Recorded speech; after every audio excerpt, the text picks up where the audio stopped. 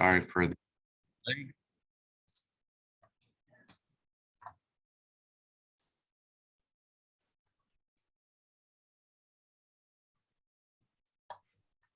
Okay, it's just after 9 o'clock. It's August 23rd, 2022. This is the collective bargaining session between Pasco Hernando State College and the United Faculty of Florida. I sent around after our last session, which if I'm remembering correctly was on the 5th of this month, August 5th. I sent around our updated MOU proposal in trying to hammer out the details for most compensation for this coming academic year. I guess the year is upon us here already. I'm going to put up, if unless you want to start elsewhere, Gary, I'm going to put up the MOU that I sent around by email to you. Just go ahead and do that. I do have a couple questions before we look at our counter proposal of Brian Horn, but you can go ahead and start with that. Okay.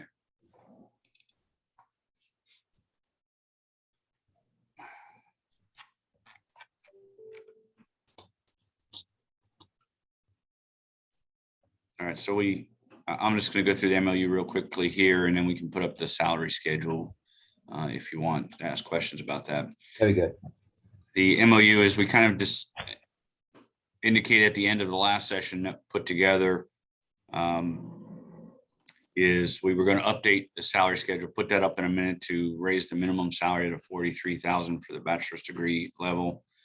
On the other main items is the paragraphs 4 and 5 here. I should say 4, 5, and 6. The Faculty Development Institute in paragraph 5, we are continuing to propose a stipend for somebody for $5,000. I did inquire further of Dr. Giannette as to why the difference between having previously offered or suggested a full-time position versus only offering $5,000 at this point in time. And as I indicated, I think to my email, Dr. Giannette clarified that position, the full-time position that was under consideration was not only going to handle these duties on behalf of the faculty, but also greater duties, training throughout the college and whatnot.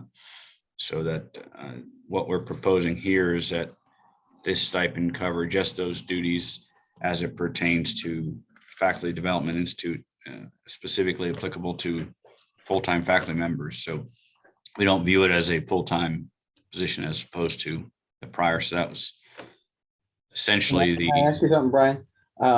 Is the college still going to go ahead and hire that person for those other duties? I don't know. I think Stan's on. If Stan has, I assume not, but. Yes, the position was not budgeted.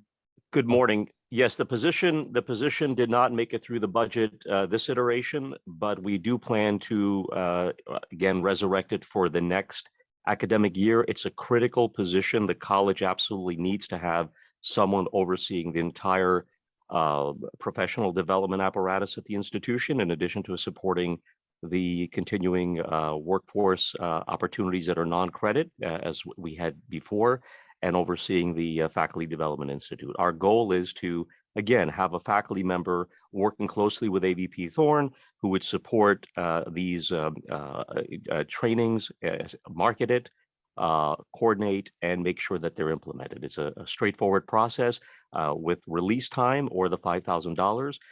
Again, if that's something that is non-tenable for the union, we are going to continue as it is now with AVP Thorne and her staff trying to do the best possible to make sure that we continue to provide faculty the best opportunities under the circumstances. And again, as I indicated, put it as a priority for the next budget year. Okay, thank you. I appreciate that. So that paragraph 4 and 5 are same as what we had presented during the session on the 5th. The new, in addition to the spreadsheet being updated, the new position, the new addition is paragraph 6, which is the mentorship stipend.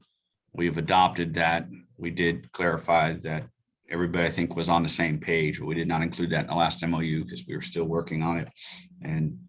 But we have adapted that. So we're looking for a 2-year commitment, stipend of $500 per semester, trying it sort of on a pilot project with 3 full-time faculty members. So unless you have questions on the MOU itself, I'll put up the salary spreadsheet that Brian Horn updated. Brian, Stan Giannet here. Gary, pardon me, if I may, just also indicate regarding the mentoring, we currently have a working group finalizing a review of the faculty senate proposal and putting together some parameters, some processes in place with clear outputs and deliverables for both members of this pilot project, the mentee and the mentor. So that should be done in the next few weeks. Dr. Feltwell is coordinating that as well. So just want to let you know that from the college side, we are moving forward with trying to do our best to make sure that we have a fairly robust process. So this is going to work and it'll be sustainable. Thank you.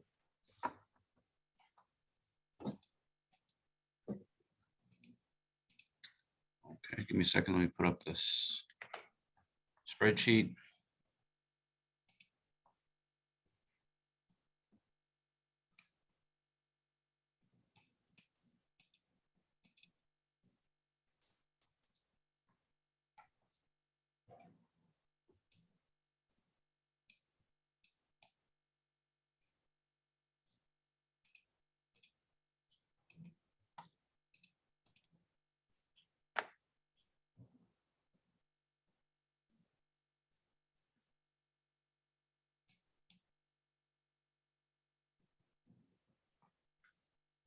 Okay, hopefully you can see that.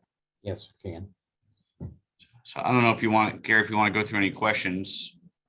We updated per the parameters that we discussed at the end of the last session and circulated that afterwards. I know the union wanted to have another session, which is why we're here today. But if you have specific questions as to what we did and why, whatnot, or need Brian to answer any, let us know. We do have a particular question.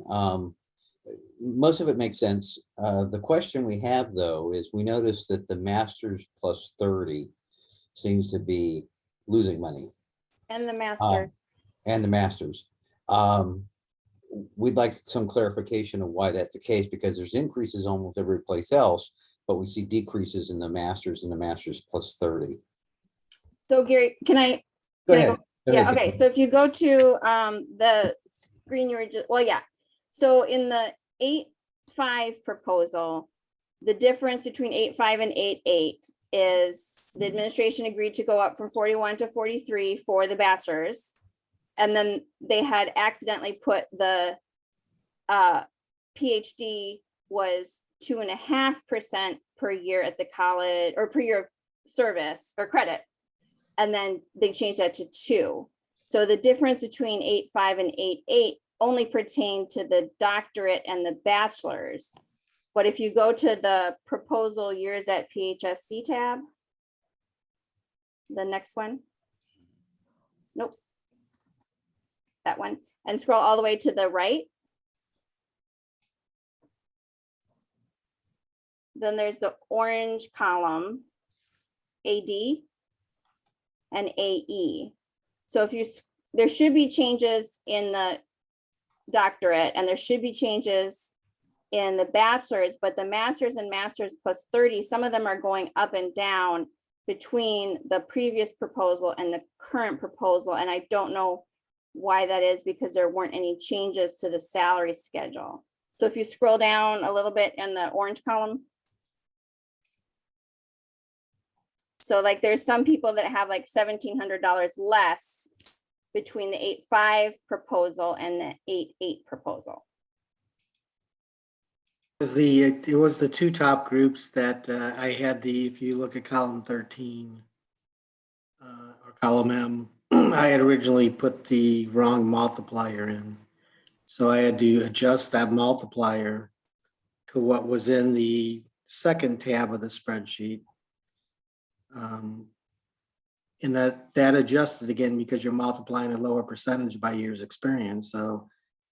I the thought it was two, just I thought last time, I might be wrong, you said it was just the, yeah, unfortunately, it that was was the changing. two and the top two were incorrect, so I corrected those. Then I applied it to the year's experience. Went back and applied the higher wage of the 43,000 to the entry group. Then I went back and recalculated compressions again. Again, Okay. trying to create some equity the best I could of looking at, again, how those numbers changed. got it. That makes sense now. Thank you. Yeah, that makes a lot more sense. Thank you, Brian. Sure. Any other questions, discussion on the proposal? I know you sent us something as well. We can bring that up whenever you want to transition to that. Anybody else on the team have any other questions about the schedule? No, I guess we're good to move on.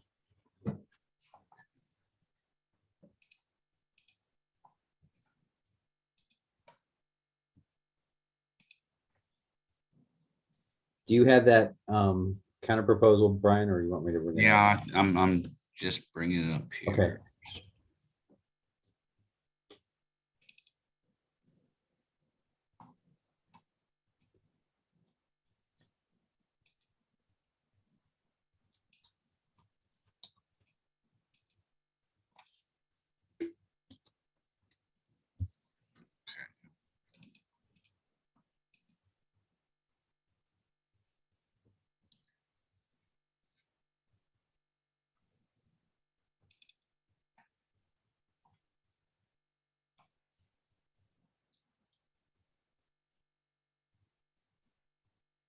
I think this is it.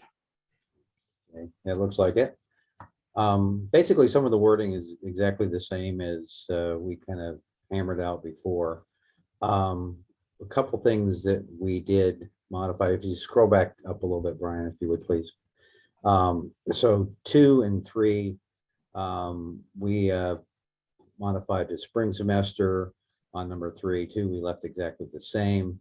Number 4, we put in the stipend for nursing faculty. And because that is such a critical need, so we put that back in the proposal. And if you could scroll down a little more. And then 5, I don't remember now, it's been so long since we wrote this, what we changed on this.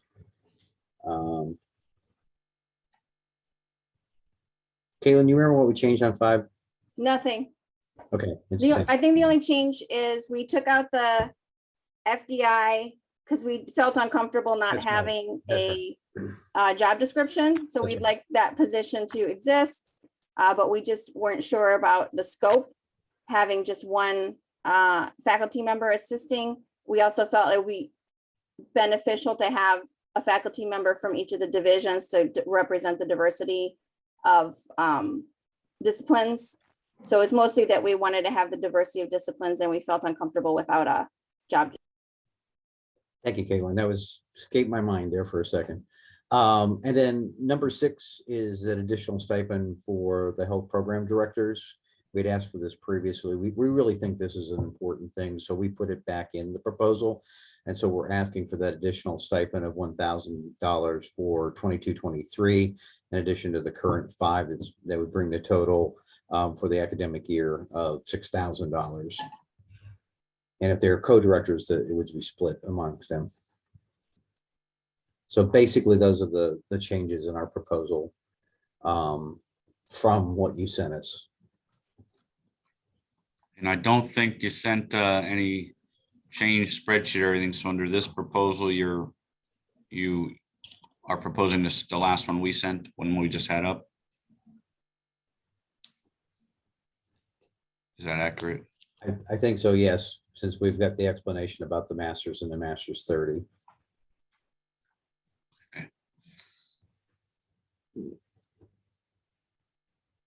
Okay. I don't have any questions. Anybody on the college administration team have any questions? We'll probably need to take a caucus to discuss this proposal while we have the whole team here. But if there are any discussions or questions for the union.